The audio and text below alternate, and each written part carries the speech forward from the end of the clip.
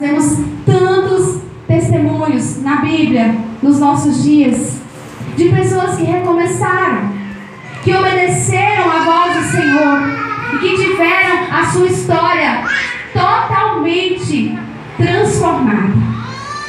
Eu vi em Barro Alto pessoas recomeçarem, pessoas que estavam perdidas nas drogas, pessoas que quase morreram aqui no regional de Irecê por causa de overdose. E o Senhor pegar a jovem e dizer assim: você vai recomeçar. E essa pessoa tem a oportunidade, Deus livrar da morte, pessoas juradas de morte, e Deus dá um novo começo. Aleluia. Mas para isso você precisa entender o que Ruth entendeu. Porque é o momento que ela está ali com Boaz e ele diz: olha, que esse Deus a quem você veio buscar refúgio te abençoe. Aleluia. Não adianta você querer recomeçar de onde você está sem ir para Cristo, porque você não vai conseguir. E eu estou aqui não para frustrar o teu sonho, mas para que você entenda que o sonho de Deus não pode ser frustrado, mas o seu sim. Vale a pena você renunciar ao seu sonho. Vale a pena você abrir mão daquilo que é bom para você aos olhos naturais, porque nós temos uma herança que é bem maior, que é bem melhor, que está lá.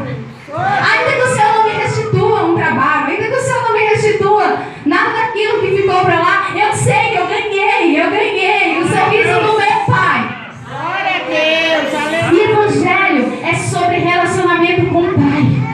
Verdade, meu Deus. Você que é mãe, você que é pai, você que tem pais, você que tem pessoas que você ama, você sabe quão maravilhoso é tirar um sorriso daquela pessoa. Será que você tem se preocupado em fazer o pai sorrir?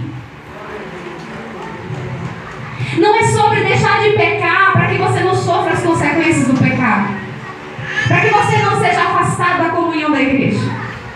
É sobre deixar de pecar porque o pai se entristece. É sobre renunciar porque o pai se entristece. É sobre abrir mão para que o Pai estenda a mão e essa mão toque a sua. Se a sua mão estiver cheia e o Pai tiver algo para te entregar e você não abrir a sua mão e lançar fora o que está nela, não vai haver espaço para que ele segure na sua mão. Então é preciso você ser forte e você ser corajoso para renunciar. É preciso ser forte e corajoso para você recomeçar.